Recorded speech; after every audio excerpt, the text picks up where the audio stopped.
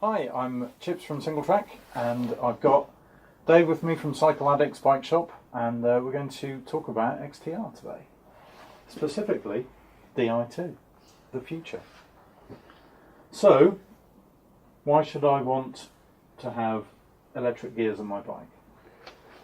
Well, for me, one of the main advantages is consistency, whereas on a mechanical rear mech you've got the gear cable which can get contaminated, can stretch, the outer casing can compress, all affecting the gears.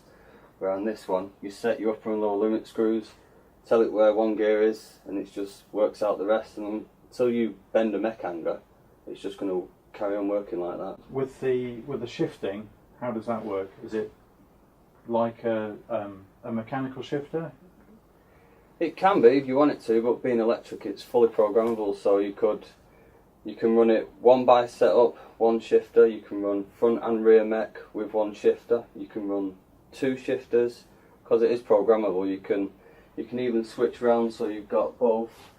The lower buttons shifting your rear mech, the upper buttons shifting your front mech. You can run multiple gearing maps on the system, which would take a long time to explain, but it's like I say, it's fully programmable, so there's a lot of things you can do with it that you couldn't do with a mechanical one, but you can run it like a mechanical if that's what you want.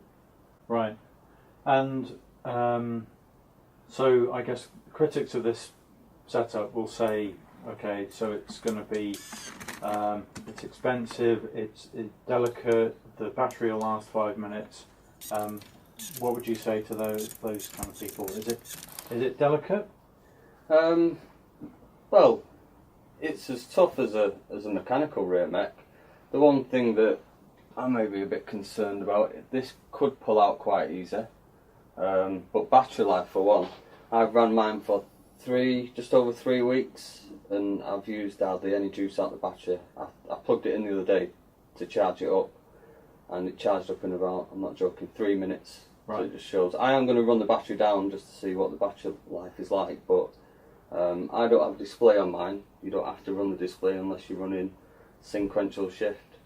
So my battery indicator is just an LED on the on the junction box. So battery life is massive, and it's mainly the front one that uses the juice out the battery. So if you are running it a 1x setup, the battery life is a lot bigger than a 2x setup.